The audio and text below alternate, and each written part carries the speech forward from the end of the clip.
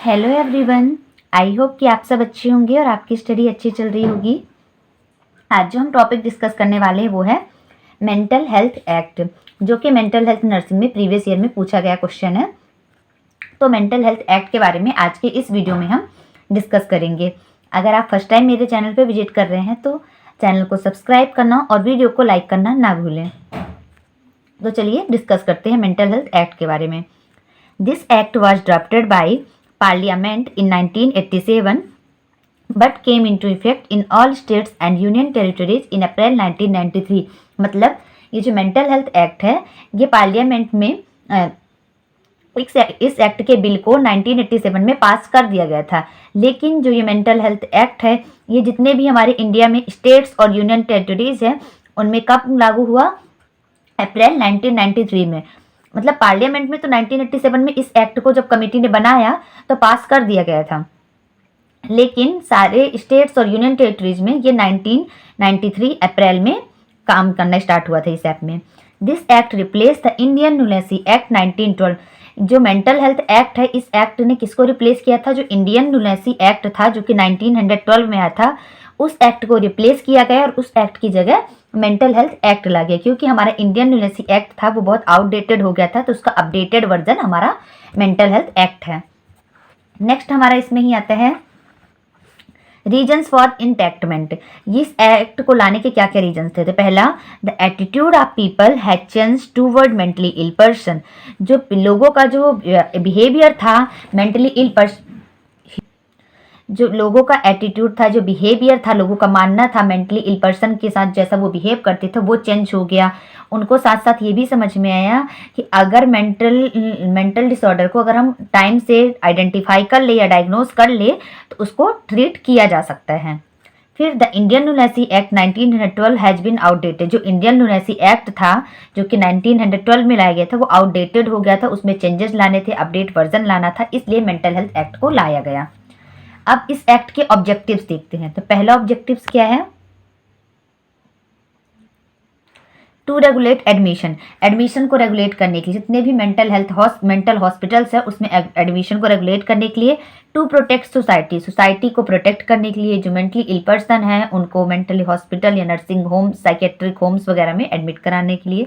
To regulate maintenance charge, जितने भी maintenance जो चार्जेस होते हैं उसको रेगुलेट करने के लिए। अथॉरिटी है उनको इस्टेब्लिश करने के लिए। और जितनी भी मेंटल हेल्थ से रिलेटेड फैसिलिटीज़ है वो फैसिलिटीज़ इस एक्ट के थ्रू प्रोवाइड की गई। एडमिशन को रेगुलेट किया गया, सोसाइटी को प्रोटेक्ट किया गया, मेंटेनेंस चार्जेस को रेगुलेट किया गया, अथॉरिटी इस्टेब्लिश की गई और मेंटल हेल्थ की जितनी भी फैसिलिटीज़ है वो प्रोवाइड करना, इसके ऑब्जेक्टिव्स थे। नेक्स्ट क्या है? अब हम देखेंगे कि जो मेंटल हेल्थ एक्ट इसके क्या फीचर्स थे। This act is divided into 98 sections and 10 chapters. तो जो हमारा मेंटल हेल्थ एक्ट है इसको 98 सेक्शंस में और 10 चैप्टर्स में डिवाइड किया गया है। तो हम स्टेप बाय स्टेप हर एक चैप्टर को डिस्कस करेंगे। तो सबसे पहला आता है हमारा chapter first. It contains preliminary information, it also give new definition of certain words. तो जो चैप्टर 1 है उसमें हमें बहुत सारी बेसिक इंफॉर्मेशन मिलेंगी मेंटल हेल्थ, मेंटल डिसऑर्डर से रिलेटेड, और साथ ही साथ इसमें बहुत सारी न्यू डेफिनेशन भी मिलेंगी। जैसे कि मेंटली इल पर्सन क्या होते हैं? तो person suffering with mental disorder, ऐसा पर्सन जो किसी भी तरह के मेंटल डिसऑर्डर से सफ़र कर रहा है उसे हम मेंटली इल पर्सन कहते हैं। मेंटल में हमेशा हम एक बात ध्यान रखेंगे कि डिसऑर्डर की स्टडी करते हैं, डिसीज की नहीं। क्योंकि डिसऑर्डर में क्या होता है कि जो हमारे ऑर्डर है उसमें डिस्टर्बेंस आता है। नेक्स्ट हमारे साइकेट्रिक हॉस्पिटल क्या होते हैं? ये भी एक टर्म था।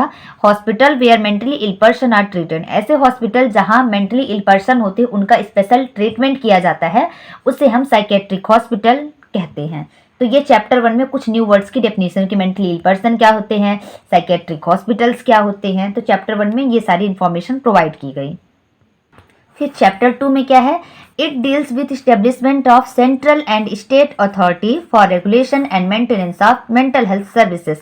तो चैप्टर 2 में हमने स्टेट लेवल पे भी और सेंट्रल लेवल पे दोनों में अथॉरिटी इस्टेब्लिश की गई। किस लिए? ताकि जितनी भी हम मेंटल हेल्थ सर्विसेज दे रहे हैं उसका प्रॉपर तरीके से रेगुलेशन हो सके और कोऑर्डिनेशन में कोऑर्डिनेट करके जितने भी टीम मेंबर हैं, हेल्थ मेंबर हैं, उनके साथ कोऑर्डिनेट करके हम मेंटल हेल्थ सर्विसेज लोगों तक पहुंचाएं। तो चैप्टर 2 जो है मेंटल हेल्थ एक्ट का, उसमें किसमें डील करते हैं कि जितनी भी अथॉरिटी है, चाहे स्टेट लेवल की हो चाहे सेंट्रल लेवल की हो, उनको इस्टेब्लिश किया गया ताकि हम मेंटल हेल्थ सर्विसेज का रेगुलेशन और कोऑर्डिनेशन कर सकें। तो चैप्टर 2 में इसके बारे में डिस्कस करते हैं। चैप्टर 3 में क्या था? तो it provide guidelines for maintenance of psychiatric hospitals and nursing home. अब जितने भी हम स्टेट और सेंट्रल लेवल पे मेंटल हेल्थ सर्विसेज प्रोवाइड करने के लिए साइकेट्रिक हॉस्पिटल और नर्सिंग होम तो बना दिए गए, लेकिन उनको कैसे चलाना है, तो चैप्टर 3 में उनको मेंटेन करने के लिए गाइडलाइंस बनाई गई और उन गाइडलाइंस को सारे साइकेट्रिक हॉस्पिटल और नर्सिंग होम्स में फॉलो करना ताकि हम मेंटल हेल्थ सर्विसेज अच्छी क्वालिटी की प्रोवाइड कर सकें। नेक्स्ट हमारा आता है चैप्टर 4। चैप्टर 4 में क्या हम पढ़ते हैं? तो it deals with procedure of admission in psychiatric hospital. मतलब तो चैप्टर 4 में एडमिशन की जो भी प्रोसीजर हैं साइकेट्रिक हॉस्पिटल या नर्सिंग होम्स में, उसके बारे में डिस्कस करते हैं। जैसे कि एडमिशन भी 3 टाइप से होते हैं। एक वॉलंटरी बेसिस पे होता है, इसमें सेक्शन वाइज से होता है। एक किसी अथॉरिटी या ऑर्डर के बेसिस पे होता है और स्पेशल सर्कमस्टांसेस पे भी एडमिशन होते हैं। तो चैप्टर 4 में हम एडमिशन की क्या प्रोसीजर होती है साइकेट्रिक हॉस्पिटल में या नर्सिंग होम में, उसके बारे में डिस्कस करते हैं। नेक्स्ट आता है chapter 5। It deals with discharge of mentally ill person.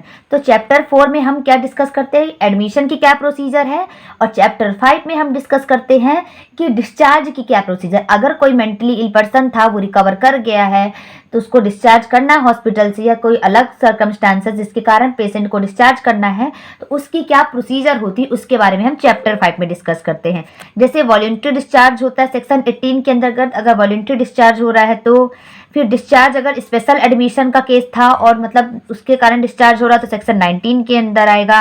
फिर डिस्चार्ज हो रहा है respect of admission due to an order of authority in all 5 terms.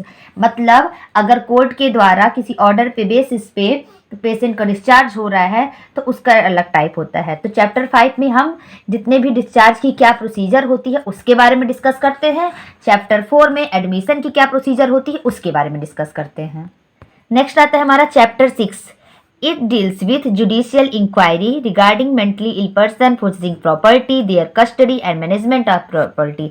तो चैप्टर 6 में जुडिशियल इंक्वायरी मतलब एक फॉर्मल लीगल इन्वेस्टिगेशन होती है, जिसमें जो मेंटली इल पर्सन है, जो मेंटल डिसऑर्डर से सफ़र कर रहा है, उसकी जो प्रॉपर्टी है, उसकी प्रॉपर्टी में जो राइट्स हैं अगर फैमिली में, तो उसके बारे में डिस्कस करते हैं। उसकी प्रॉपर्टी जब तक वो मेंटली और उसकी जब तक वो मेंटली इल पर्सन है, अगर पर्सन मेंटल डिसऑर्डर से सफ़र कर रहा है और हॉस्पिटल में साइकेट्रिक हॉस्पिटल में है, तो उसकी प्रॉपर्टी का कैसे मैनेजमेंट कर रहा है, उस सारे टॉपिक का डिस्कशन चैप्टर 6 में होता है। This chapter deals with process of judicial inquisition, appointing guardian for property, power to apply property of mentally person. इस चैप्टर में ये भी डील करते हैं कि अगर कोई mentally ill person mental disorder से सफ़र कर रहा है और उस टाइम पे वो मेंटल हॉस्पिटल में साइकेट्रिक हॉस्पिटल में है, तो उसकी प्रॉपर्टी की देखभाल के लिए एक गार्जियन अपॉइंट करना। साथ ही साथ जब वो पर्सन मेंटल डिसऑर्डर से रिकवर करेगा तो उसको पावर रहे कि अपनी प्रॉपर्टी पे वो अपना राइट क्लेम कर सके। मेंटली पर्सन जो था वो अब रिकवर कर गया तो चैप्टर 6 में ओवरऑल उसकी प्रॉपर्टी, उसके राइट्स, उसकी प्रॉपर्टी का मैनेजमेंट कैसे करना है, गार्जियन वगैरह का अपॉइंटमेंट करना, इस पे बेसिस है। चैप्टर 7 में क्या डिस्कस करते हैं? It deals with ways and means to meet the cost of maintenance of mentally ill person detained in psychiatric hospital या नर्सिंग होम। चैप्टर 7 में हम ये डिस्कस करते हैं कि अगर कोई पर्सन है जो मेंटल डिसऑर्डर से सफ़र कर रहा है और वो एक साइकेट्रिक हॉस्पिटल और नर्सिंग होम में है, तो उसका जो खर्च है उसका मेंटेनेंस कैसे करना, उसके बारे में डील करते हैं। मतलब अगर कोई पर्सन मेंटल डिसऑर्डर से सफ़र कर रहा है और वो साइकेट्रिक हॉस्पिटल नर्सिंग होम में है, तो वहाँ उसका जो मेंटेनेंस है, उस पर्सन पे जो नीड्स के उसके कॉस्ट है, उस पर्सन की जो पर्सनल नीड्स है, उसके जो खर्च हैं, उसके मेंटेनेंस के बारे में डील करते हैं। चैप्टर 8 में protecting of human rights of mentally ill person. Chapter 8 deal करता है कि भले एक पर्सन है वो मेंटल डिसऑर्डर से सफ़र कर रहा है या मेंटली इल है, तो हमें उसकी जो ह्यूमन राइट है उसको प्रोटेक्ट करना है। This treatment enforce treatment of mentally ill person without violation of his human rights. Chapter 8 में हम ये भी डिस्कस करते हैं कि अगर भले कोई पर्सन है जो मेंटल डिसऑर्डर से सफ़र कर रहा है या मेंटली इल है, हम उसको ट्रीटमेंट प्रोवाइड करेंगे, लेकिन उसके जो ह्यूमन राइट्स हैं उसका वायलेशन किए बिना, उसके जो राइट्स है उसके अंदर ही हम उसको ट्रीटमेंट प्रोवाइड करेंगे, उसको किसी भी तरह की पनिशमेंट वगैरह नहीं देंगे। नेक्स्ट हमारा आता है चैप्टर 9। चैप्टर 9 में जितनी भी पेनाल्टीज और प्रोसीजर्स होती है उसके बारे में डिस्कस करते हैं। This chapter deals with penalties and procedure in condition like improper reception, offences by companies etcetera. तो चैप्टर 9 में हम पेनाल्टीज और प्रोसीजर्स की डिस्कस करते हैं, जैसे कि इम्प्रॉपर रिसेप्शन, मतलब जब पेशेंट एडमिशन ले रहा है साइकेट्रिक हॉस्पिटल में या नर्सिंग होम में, तो वहाँ का एडमिशन अच्छा नहीं है, वहाँ के स्टाफ ट्रेंड नहीं है, उसके कारण जो पेनाल्टीज देनी पड़ती है वो, या जो कंपनी जो साइकेट्रिक हॉस्पिटल या नर्सिंग होम्स रन करा रही हैं उन्होंने अगर कोई लीगल तरीके से इलीगली क्राइम किया तो उसके कारण उनको पे करना पड़ेगा, पेनाल्टी भरनी पड़ेगी। तो इन सब के बारे में चैप्टर 9 में हम डिस्कस करते हैं। लास्ट है हमारा chapter 10। This chapter includes miscellaneous topics like pension etcetera of mentally ill person payable by government. तो चैप्टर 10 में अदर टॉपिक्स आते हैं, जैसे कि पेंशन, अगर कोई मेंटली इल पर्सन है जिसको पेंशन वगैरह प्रोवाइड की जा रही है गवर्नमेंट के द्वारा, effect of act on other law, इस एक्ट का इफेक्ट अदर जो लॉज हैं उनमें क्या पड़ रहा है, सेविंग वगैरह उस पर। This act was replaced by mental health care act 2017। साथ ही साथ चैप्टर 10 में ये भी बताया गया कि ये जो मेंटल हेल्थ एक्ट था इसको मेंटल हेल्थ केयर एक्ट से रिप्लेस कर दिया गया है, जो कि 2017 में आया था। तो हमने ओवरऑल इसमें जितने चैप्टर थे सबके बारे में डिस्कस किया। चैप्टर 10 में क्या है, चैप्टर 9 में क्या है, 8 में क्या है, 7 में क्या डिस्कस किया गया, चैप्टर 6 में क्या डिस्कस किया गया, साथ ही साथ चैप्टर 2 में क्या डिस्कस किया, 3rd में हमने क्या पढ़ा, 4th में क्या देखा, 5th में क्या देखा। सो ओवरऑल हमने मेंटल हेल्थ एक्ट के बारे में आज की इस वीडियो में डिस्कस कर लिया है। ये वीडियो थोड़ी लेंदी हो गई है बट ये टॉपिक पूरा कंप्लीट हो गया है एग्जाम पॉइंट ऑफ व्यू से। आई होप आपको मेरी वीडियोज पसंद आ रही हो तो चैनल को सब्सक्राइब करना और वीडियो को लाइक करना ना भूलें। Thank you.